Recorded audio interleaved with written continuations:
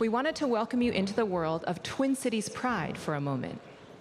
Each year, during the month of June, hundreds of thousands celebrate Pride in Minneapolis-St. Paul and all around the state.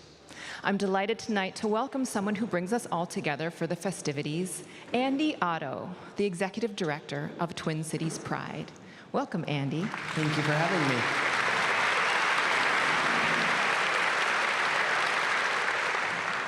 It's so lovely to have a chance to talk to you tonight. I know that you're a proud member of our trans community, and I wanted to ask what it means to you to have the Minnesota Orchestra preparing a program like this tonight. You know, this is an absolute amazing opportunity for us. It allows us to bring a little bit of our color into your world. I love that. It's that the Venn diagram's becoming a little bit more overlapped. The sisterhoods and the brotherhoods and the partnerships growing. It's lovely. Did I hear that your parents are here tonight? They are here. Hi, Mom and Dad. There. Yay.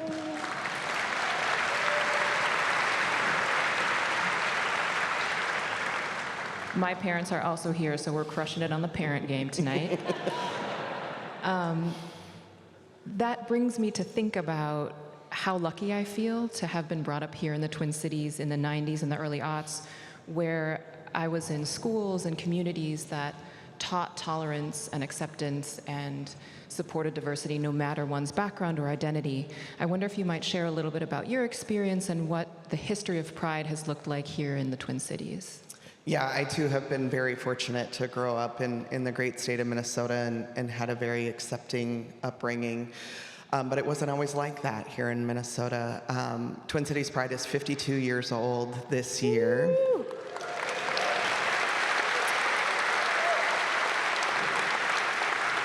And it started actually just next door. The story is told that there were about 50 people, and 25 of them stayed in Loring Park, and the other 25 of them marched down Nicollet Avenue. And the whole point was that the folks at Loring Park could bail out the folks marching on Nicollet Mall. Love that. Yeah. And then we went into the 80s with the AIDS pandemic, and then in the 90s with marriage equality and trans issues. And here we are today, 52 years later, with over 500,000 people who attend our festivities.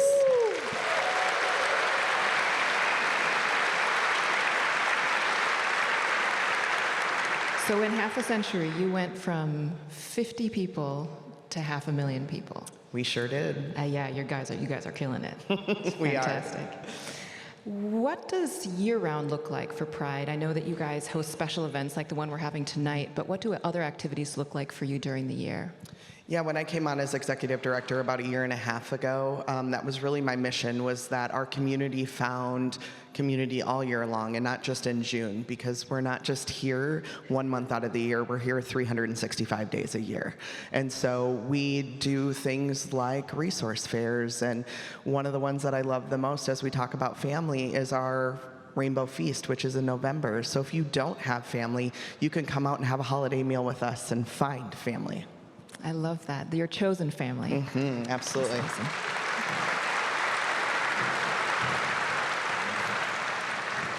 And I just wanted to end with one last question.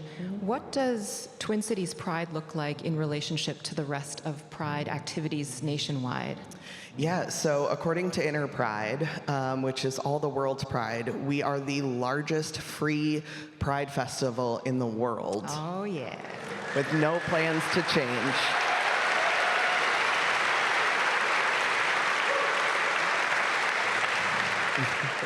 A huge accomplishment. There's always more to be done, but it's so impressive and admirable to see all that's happened here in the Twin Cities with regard to Pride. Thank you so much for joining us for this interview, and we hope you enjoy the rest of the show. My pleasure. Thank you.